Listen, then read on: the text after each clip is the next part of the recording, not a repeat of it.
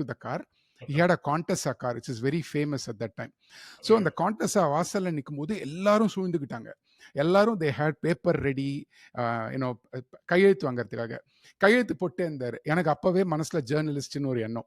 எல்லாரும் அமைதியா கையெழுத்து கேட்டுட்டு இருக்காரு.